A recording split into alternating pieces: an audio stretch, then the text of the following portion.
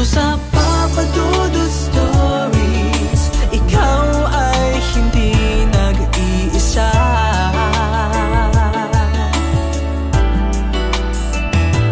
Dito sa Papa Dudut Stories, may nagmamahal sa'yo. Papa Dudut Stories, Papa Dudut Stories, Papa Dudut Stories.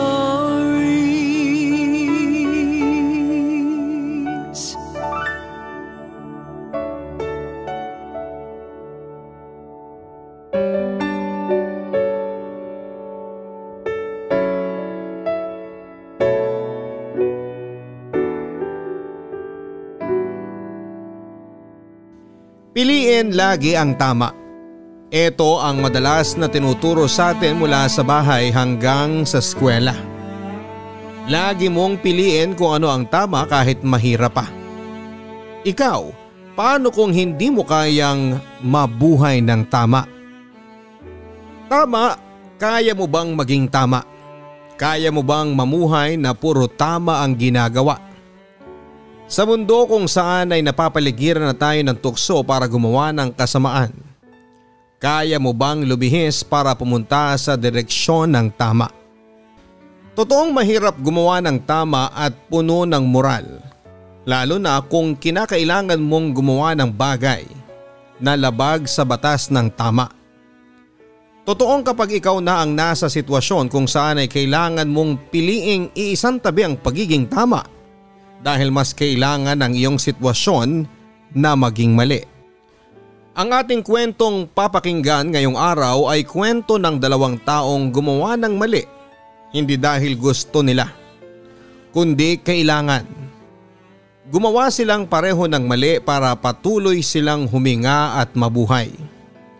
Dear Papa Dudut, kapag kumakalam na ang sikmura, matatanggihan mo bang gumawa ng tama para may makain ka?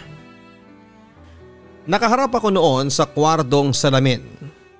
Pinagmamasdan ko ang aking sarili. Kakatapos ko lang umiyak noon dahil hindi ko tanggap ang sitwasyon. Ang sitwasyon namin ng aking asawang si Jimbo. Pinagmasdan kong mabuti ang hindi maayos na kolorete ko sa mukha. Si Jimbo ang nagpahid noon sa akin dahil yun daw ang nakikita niyang nasa mukha ng mga kakilala niya. Wala akong alam sa pag-aayos noon, Papa Dudut. Hindi ako mahilig kailanman na paglaruan ang kolorete sa aking mukha. Ngayon lang dahil kailangan. Nang titigan ko ang aking refleksyon sa salamin ay muli na namang namuo ang mga luha sa aking naniningkit na mga mata. Napansin niyo ni Jimbo kaya naman agad nitong inabutan ng tissue para maagapan ng luhang gusto nang pumatak sa aking mga mata. Paubos na ang tissue na binili ni Jimbo. Halos maubos na rin ang aking kolorete sa mukha. Kaya naman nang matapos akong magpahid ng tissue sa mukha, agad dinampot ni Jimbo ang lipstick para ipahid muli sa aking labing nanginginig. Pinatahan ako ni Jimbo at kailangan na kasi niya yon na maglagay ng eyeshadow sa aking talukap. Hindi niya raw ito mailalagay ng maayos kung patuloy ako sa pagluha. Pinilit kong wag umiyak.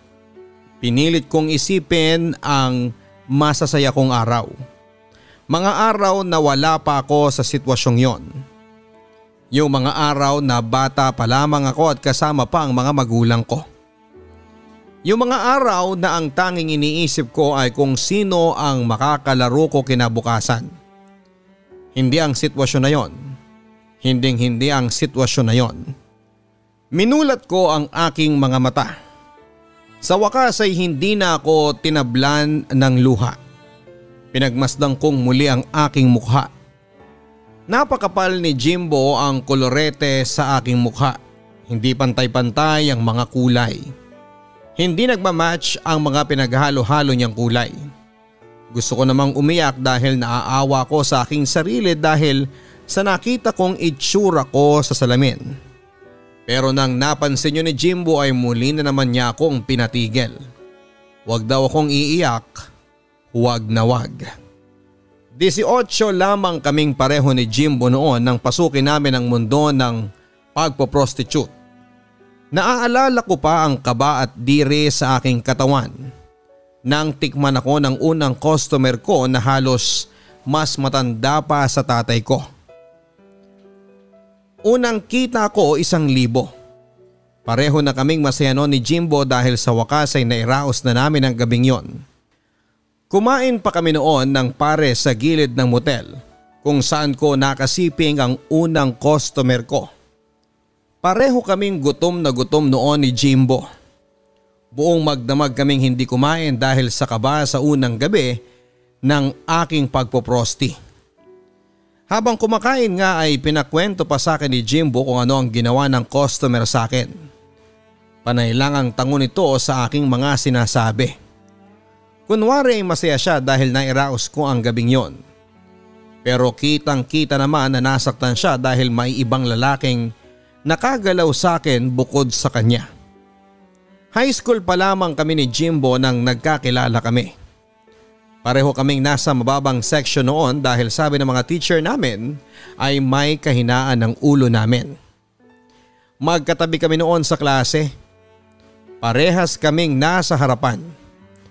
Bukod kasi sa kailangan naming matutukan ng aming advisor ay pareho rin kaming maliit. Kaya nga tampulang kami ng tukso dati. Bagay daw kami mga kinulang sa height. Mula noon ay lagi na kaming magkasama. Wala rin kasing ibang gusto makipagkaibigan sa amin. Ayos lang naman yon, masaya naman kaming pareho na kami lang. Nagkagustuhan kami at sa huli ay naging kami na. Masayang masaya ako noon sa piling niya at ganon din siya. Wala na kaming pakialam sa iba. Basta't magkasama kaming dalawa. 1 buwan bago ang graduation namin, kapwa kami 16. Bigla naming naisip na magtanan na lamang. Mula kasi noong nalaman ng mga magulang namin na magkarelasyon kami ay naging tutol na sila. Naging tutol sila hindi dahil sa mga bata pa kami, kundi dahil iniisip nilang dahil pareho mahina ang aming mga kokote ay hindi kami mabubuhay pareho kung kami ang magkatuluyan. Gusto naming patunayan na mali sila. Kaya namin nagawang magtanan. Lumayo kami sa aming maliit na lugar. Pinili naming magsama sa isang maliit na kwarto na inuupahan naming pareho. Sa papag kami natutulog noon. Wala rin kaming mesa. Tanging mga gamit lang na nadala at nakuha namin mula sa aming mga bahay ay banig, takore, kaldero, 2 kutsara, 2 plato, 2 baso at mga damit namin. Mahirap na magsimula sa ganitong sitwasyon. Pero lahat ay kakayanin namin basta't magkasama kami ni Jimbo. Hindi na kami hinanapan ng aming mga magulang. Wala naman talaga silang pakialam sa amin. Ayos lang, naging barker ng tricycle si Jimbo. Ako naman ay tagabantay ng isang tindahan malapit sa bus terminal. Parehong maliit ang kita at kadalasan ay kulang pa. Pero pareho naming kinaya nun dahil wala namang kaming ibang choice. Nagdalawang trabaho si Jimbo. Bukod sa kanyang pagiging barker, naging taga-deliver din ito sa isang laundry shop. Napakasipag ni Jimbo. Kaya naman kahit mahirap noon ay pinilit ko itong kayanin at ang importante, kami ang magkapiling. Hindi naging madali ang buhay namin noon. Lagi kaming kapos at halos lahat ng kinikita namin ay napupunta lang sa bayad sa bahay. Kahit ako ay nagdalawang trabaho na rin. Tuwing araw ng Sabado at Linggo, imbes na day off ko ay nagbabantay ako ng 2 bata sa kapitbahay namin. Habang nasa trabaho ang mga magulang nila ay ako ang nagiging yaya nila. Wala na nga kaming oras noon ni Jimbo para magkasama. Puro kami trabaho noon dahil kailangan naming mabuhay. Pangako na lang namin sa isa't isa na balang araw ay magiging ayos din ang lahat. Sinubukan naman naming maging positibo sa araw-araw pero parang hindi na kami natapos sa pagsubok at paghihirap. Mabilis na lumipas ang mga araw. Pareho na kaming nadagdagan ng 2 taon sa edad namin. Akala namin noon ay magiging maayos na ang lahat pero hindi pa pala. Isang araw ay natanggal ako sa trabaho dahil may gustong ipalit sa akin na mas mabilis daw gumalaw at mag-isip. Wala akong nagawa noon kundi ang umalis. Si Jimbo naman makalipas lamang ng 1 buwan after kong matanggal sa trabaho. Siya naman ang sumunod. Hindi na raw kailangan ng barker ng mga nagtatricycle. Tapos sumunod naman ay tinanggal siyang taga-deliver sa laundry shop. Lampa daw kasi ito at mahinang makapick up ng utos. Naisip namin noon na paano na kami. Mabubuhay pa ba kami? At dahil nga sa pareho kami noon na nawalan ng trabaho, ay pareho kaming nag-iisip ng hindi magandang trabaho na pwedeng pasukin. Naisip naming maging snatcher, scammer o kaya ay akyat bahay. Papadudot sobrang naging desperado na kami, may mailagay lang kaming pagkain sa sikmura namin. Hindi po kami masamang mga tao pero sa panahon kasi ng pangangailangan, kahit sino naman ay makakaisip ng ganito. Nilista namin lahat ng pwedeng pasuking trabaho. Yung mga trabahong pasok sa realidad naming pareho. Pwedeng tagahugas ng plato, serbidor o sa karinderya o kaya ay tagabuhat ng paninda sa talipapa. Yan po ang naisip namin noon ni Jimbo. Hanggang sa bigla akong natahimik nang sabihin ni Jimbo na gusto niyang maging prostitute ako. Maging isang pokpok daw, Papa Dudut. Hindi ko pa alam ang sasabihin noon. Pero sinubukan niya akong kumbinsihin na ito ang pinakamadaling paraan para magkapera. Wala daw kaming maagrabyadong ibang tao hindi tulad ng iniisip naming pagnanakaw. Hindi naman ako direktang pumayag sa suhestyon ni Jimbo na maging babaeng bayaran ako. Alam ko din na naramdaman niya na hindi ako payag. Kaya naman sa mga sumunod na gabi ay tumambay kami noong pareho sa mga lugar kung saan ay laganap ang pagbebenta ng katawan. Iba't ibang mga klase ng mga babaeng prostitute ang nakita namin noon. Mga bata at may edad.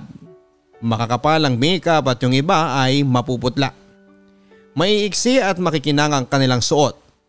Ang mga kuko, kahit na madilim, alam mong matingkad na kulay ang ginamit. Magkakaiba man sila pero iisa ang trabaho nila. Mga prostitute, mga babaeng ginagamit ang katawan para magkapera at yun ang gustong gawin ni Jimbo sa akin. Ilang gabi kaming pabalik-balik noon para obserbahan kung ano ang ginagawa nila. Bukod sa mga prosti, may mga kasama rin sila. Yun yung mga bugaw nila. Sila raw madalas ang nangungumbinse sa mga dumaraang lalaki na patulan ang prosti na hawak nila. Kung ano-anong klasing pagbebenta ang ginagawa nila. May kama at mabayaran lang ang mga babaeng ito. Sa gabi-gabing pag-oobserba namin ni Jimbo ay nakita namin kung gaano karaming mga lalaki ang naghahanap ng panandaliang aliw sa piling ng mga prosti na ito. Tama nga si Jimbo. Hanggat may mga lalaking ganito, kikita lahat ng prosti sa paligid naming yon. Pinagpraktisan muna namin ng isang gabi. Tumambay kami kung saan nandoon ang mga posible kong makasama na prosti. Hindi pa ako nakakapagsuot ng mga plinano naming isuot ko dahil hindi pa kami nakakabili. Kailangan naming unahin kasi ang pagkain kesa sa mga yon. Ang sabi naman ni Jimbo, kung totoong hayok ang isang lalaki kahit anong suot ko ay kukunin niya ako. Pero hindi kasi ganon ang nangyari, Papa Dudut. Nilamok lang kami sa kakahintay noon ng magiging customer ko pero wala eh. May mga dumadaan naman at tinitingnan ako. Yon ang masakit. Tinignan lang ako at base sa mukha nila ay mukhang hindi naman nila ako nagustuhan. Umuwi kaming pagod mula sa pagkakatayo ng ilang oras. Umuwi kaming walang bitbit kundi ang pabagsak naming mga balikat. Nga kami noon. Walang lalaking gustong ikama ako ng gabing yon. Bago matulog sinabi ko kay Jimbo na mangutang na lamang kami para makabili ng mga katulad na suot ng mga prosti na nakasama namin. Tumango siya at inaya na akong magpahinga na. Nangutang kami para ipangbili ng mga idadamit ko at makeup. Sa Divisoria kami namili dahil mura doon. Bumili lang kami ng 3 maiksi at hapit na bestida. Magkakaibang design pero lahat kulay pula. Gusto ko noon na mamukod tangi sa lahat ng mga kasabayan kong prosti. Sinisiguro ko noon na ako ang pipiliin ng mga magiging parokyano ko. Gusto ko noon na ako ang piliin at balik-balikan dahil ako yung maganda. Ako yung magaling. Isang mataas na ditakong na sapatos ang napili ko noon. Iingatan ko na lang para hindi masira. Yun ang sinabi ko kay Jimbo. Pati makeup doon na rin kami nakabili. Mga mumurahin lang. Kahit nakakatakot ipahid sa mukha ay sumugal pa rin kami. Yun lang naman kasi ang kaya ng perang hawak namin noon. Magiging maarte pa ba kami? Punong-puno ng kaba ang dibdib ko nang sumapit ang gabi kung kailan may pumayag ng maikama ako. Kitang-kita ko noon na nabahala rin si Jimbo pero pinilit nitong magpakatatag para hindi rin ako panghinaan ng loob. Sumakay kami ng taxi noon kasama ang lalaking pumick up sa akin. Pumayag ang lalaking yon na sumama si Jimbo dahil akala nito ay kapatid ko lang siya. Isang kapatid na binubugaw ako. Sinabi ni Jimbo na kailangan ko ng kasabay pa uwi. Kaya naman hihintay na lang daw kami nito hanggang sa matapos kami. Pumayag muli ang lalaki. Basta hanggang sa labas lang siya ng motel. Pumayag din si Jimbo. Bago kami pumasok sa motel ay binalikan ko ng tingin si Jimbo. Nakita kong masama ang loob nito. Gusto ko nang umatras noon pero sumenya siya na pumasok na ako. Wala na akong nagawa at nang makapasok na kami ng kwarto doon na nagsimula ang pagiging prosti ko.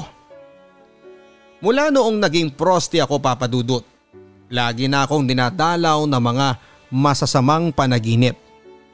Mga panaginip kung saan laman ito ang mga lalaking nakasama ko. Mula sa mga matatanda hanggang sa mga sadista. Oo, Papa Dudut, naranasan ko na magkaroon ng customer na mas naliligayahan habang sinasaktan ako. Isang bagay na hindi ko nasabi kay Jimbo. Tinago ko ang mga pasa at sugat. Ayokong isumbong ang mga ginawa sa akin habang nakakulong kami sa isang kwarto. Dahil kapag ginawa ko yun ay malamang ay papahintuin ako ni Jimbo sa trabahong ito. Paano na kami mabubuhay kung mangyayari yon? Ito ang paulit-ulit ko noon na iniisip sa tuwing dinadalaw ako ng masasamang panaginip. Lumipas ang mga araw. Nasanay na ako sa ganitong kalakaran namin ni Jimbo. Siya ang bugaw, ako naman ang pokpok. Malaki na rin ang naging kitaan namin noon. Kilala na rin ako. Isa na ako sa mga pinakamabentang prosti noon. Wala pa rin kaming naging ipon kahit sabihing naging malakas ako sa kalakarang ito. Paano ba naman kasi mas inuuna namin ang mga luho? Hindi nyo naman siguro kami masisisi kung ganito ang ginawa namin. Bumili kami ng TV, sofa, second hand na ref at iba pang gamit na wala kami ng panahong sobrang hirap namin. Sabi kasi namin malakas pa naman kami. Pareho lang kaming 25 anyos noon. Kaya kakayanin pa namin. Halos inaraw-araw din namin ng fast food. Nakabili na rin ako ng mga damit na gusto ko at hindi lang para sa trabaho ko. Ganon din si Jimbo. Kaya ayan, wala kaming naipon para sa plano naming tindahan o tricycle. Pero naisip namin na may iba pang araw para makapag-ipon. Ayos sana ang lahat, Papa Dudut. Pero isang araw ay nakatanggap kami ng balita. Buntis ako. Alam kong si Jimbo ang ama kahit naman kasi nagpapagalaw ako noon sa mga lalaki ay gumagamit naman kami ng proteksyon. Pero pag kami ni Jimbo ang nagsisiping ay hindi kami gumagamit noon. Plano naman naming magkaroon talaga ng anak pero hindi yon ang tamang panahon. Kalakasan pa kasi ng pagiging prosti ko noon, alangan namang tuloy pa rin ako sa pakikipagsiping sa ibang lalaki kahit bilog na ang tiyan ko, hindi ba? Sa kabukod doon, syempre wala pa kaming ipon noon. Ano ang ipangbubuhay namin, hindi ba? Hindi ako nakaimik noon. Inisa-isa ni Jimbo ang plano niya. Habang maliit pa raw ang tiyan ko, ako raw ang magiging bugaw niya. Doon kami sa kabila. Doon siya magpuprosti sa mga bakla at matatandang babae. Tinatanong ko kung sigurado ba siya. Tumango lang siya kahit alanganin. Alam ko kung bakit dahil hindi niya gusto ang plano naming yon pero wala na kaming ibang choice, Papa Dudut. Kailangan naming mabuhay pareho. Kailangan naming isipin ang kapakanan ng aming magiging anak noon. Ilang ulit ko siyang tinanong noon kung siguradong sigurado na siya. Tango lang siya ng tango. Hinawakan ko noon ang kamay at sinabing kaya na ba niyang talikuran ang nakaraan niya. At naging sagot niya ay susubukan daw niya. Papadudot malaki ang naging trauma noon ni Jimbo sa mga bakla. Minsan kasi ay ginawan siya ng masama ng isang baklang kaibigan ng nanay niya. Inabuso ito ng sexual noong minsang iniwan siya ng kanyang ina isang beses sa baklang yon. Tinakot siyang wag itong magsusumbong kundi ay sisingilin ito ang utang ng kanyang ina sa kanya. Natakot si Jimbo. Alam niya kasi noon na walang pera ang mga magulang niya. Ayaw niyang maging dahilan noon kung bakit mas lalo silang mabaon sa hirap. Kaya naman tinikom nito ang kanyang bibig. Hindi ito nagsumbong kahit hanggang lumaki ito at nagkaisip. Kaya naman malaki ang naging trauma at galit nito sa mga bakla pero kailangan na niya itong harapin dahil ito na ang kabuhayan namin. Hindi naman naging mahirap ibugaw si Jimbo noon. May itsura ito na gustong gusto ng mga bakla at matatandang babae. Kaya naman unang gabi pa lang ay tiba-tiba na ito. Sabi ko nga hindi ko na kailangan maging bugaw sa kanya. Kayang-kaya na niyang ibenta ang sarili niya.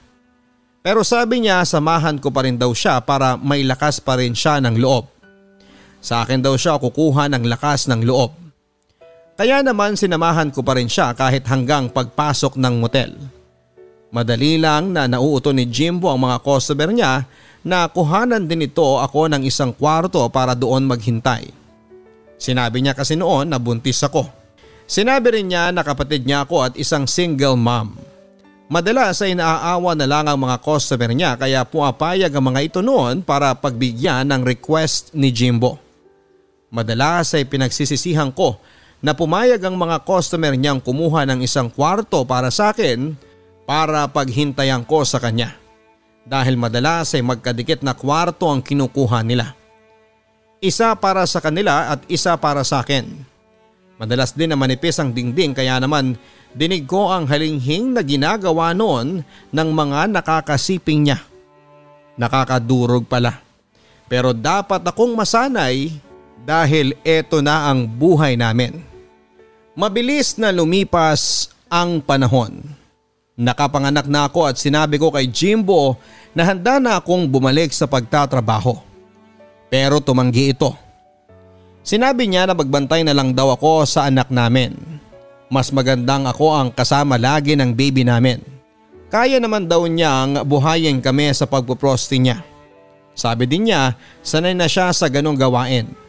Medyo napamukha pa nga nito na mas malaki ang kinikita niya kesa sa akin noon. Natahimik na lamang ako. Alam ko namang hindi niya balak akong saktan sa mga salitang yon. Para hindi na lang lumaki pa ang issue ay tumahimik na lamang ako. Totoo naman ang sinasabi niya, Papa Dudut. Malaki nga talaga ang kinikita noon ni Jimbo. Pero kapalit noon ay hindi niya madalas na pag-uwi sa bahay. Ako lang lagi ang kasama ng baby namin. Hindi rin ako makatulog noon kakaisip kung kumusta na ba siya. kung ayos lang ba siya. Ano na kaya ang ginagawa niya? Tapos na ba sila? Yan ang mga madalas kong tanong noon pero hindi ko magawang sabihin sa kanya dahil ayokong mag-away kami noon. Isang beses akong kinumbinsi noon ni Jimbo na pumayag na. Pinakitaan pa niya ako ng computation kung magkano ang maibibigay niyang pera sa akin.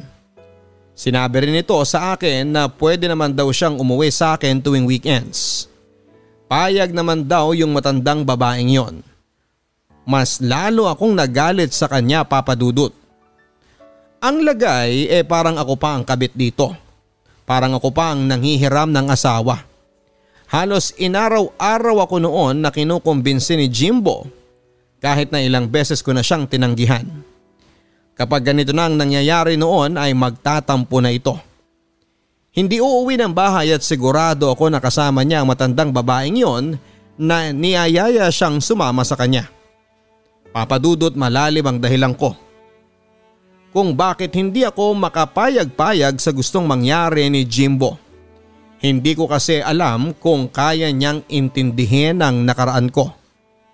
Noong bata pa lang kasi ako, Papadudot, saksi ako sa ginawang pag-iwan ni tatay kay nanay para sumama sa isang matandang byuda. Noong una, pinakilala lang ito bilang katrabaho ni tatay. Hindi naman nagduda noon ang nanay ko dahil malaki ang naging tiwala nito kay tatay. Pero isang malaking pagkakamali yon sa parte ni nanay. Dapat pala ay hindi siya nagtiwala noon kay tatay. Isang araw ay nagising na lamang ako sa kalagitnaan ng gabi. Nakita ko si tatay na iniimpake ang kanyang mga damit. Narinig ko rin si nanay na nagmamakaawang wag nang ituloy ang gusto niya. Hindi ko noon maintindihan kung ano ang gusto ni tatay. Nakinig pa ako noon. Nagtago ako sa isang lumang aparador na naghihiwalay sa aking kwarto at sa kwarto nila ni nanay. Nakita ko noon kung paanong tuloy-tuloy ang pag-iyak ni nanay. Habang si tatay naman ay blanko lang ang mukha niya. Nang matapos ayusin ni tatay ang gamit niya, lumabas ito ng kwarto. Nakita ako nito at pinagmasdan ng ilang saglit. Bilang isang bata ay hindi ko alam kung ano ang ibig sabihin ng tingin na yon. At yon, Papadudot, ang huling beses na nakita ko si tatay. Nalaman ko na nakilive-in na si tatay sa matandang byuda na yon. Kaya ako nagalit dahil sa babaeng yon, wala na akong tatay.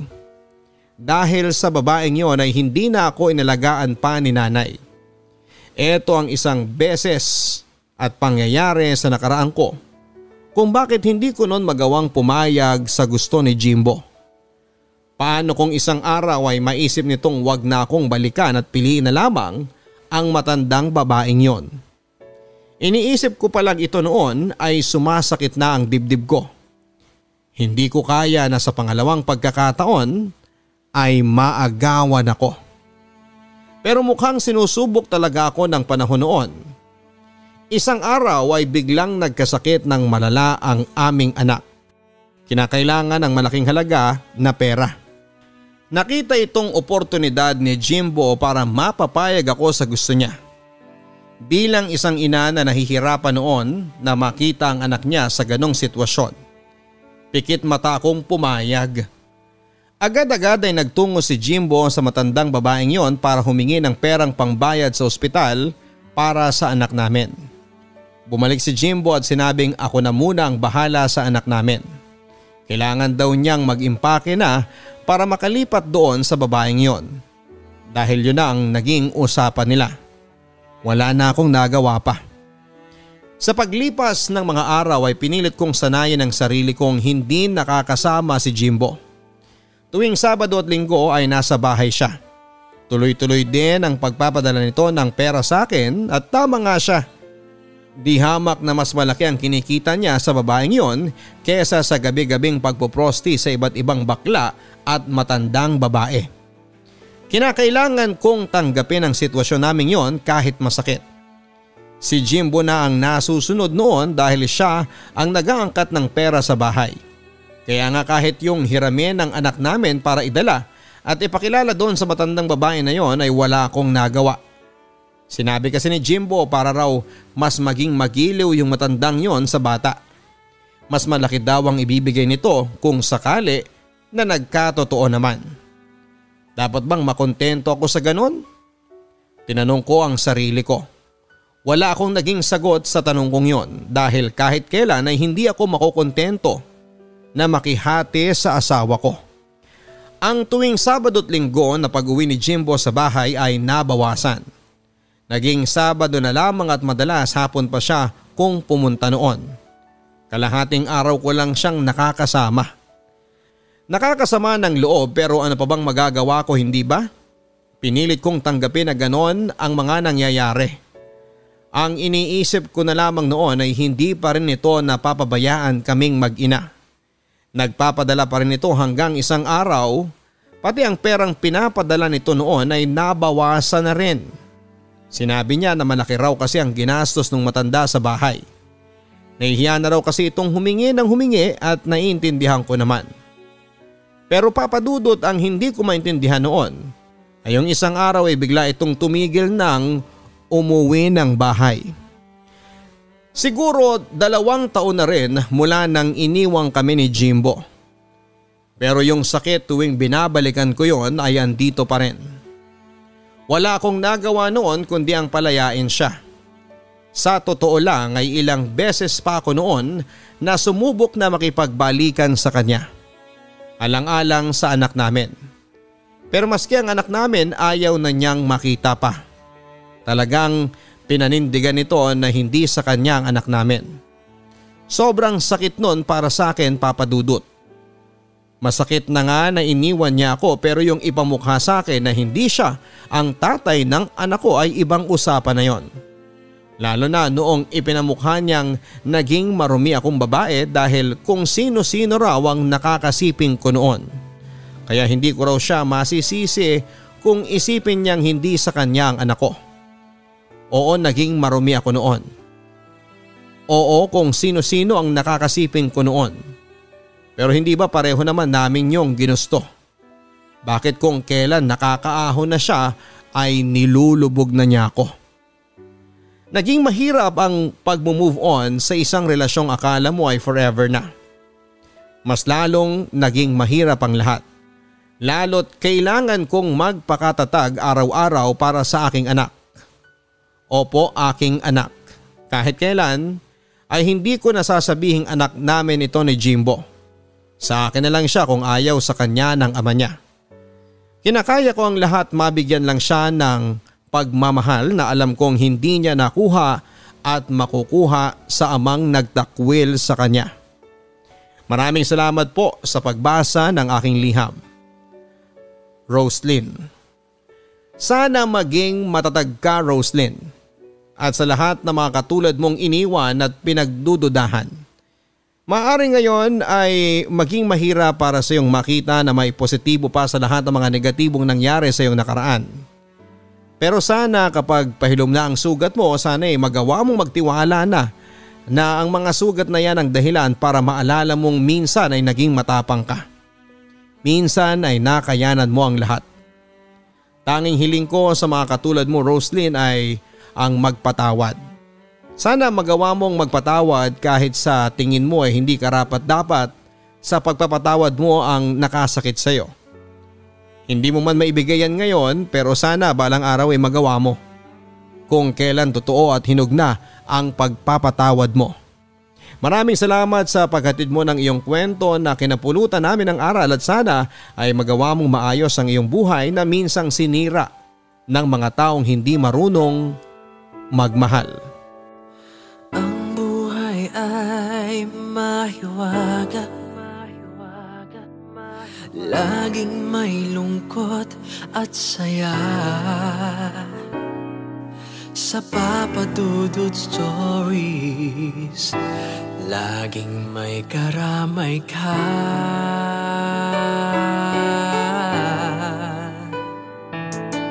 Mga problemang kay bigat, dito ay pakikinggan ka. Papa Dudut Stories. Kami ay iyong kasama dito sa Papa Dudut Stories. Ikaw ay hindi nag-iisa.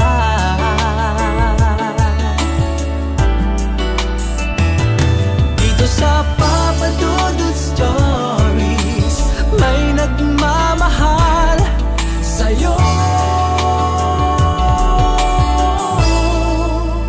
Papa Dudut Stories, Papa Dudut Stories,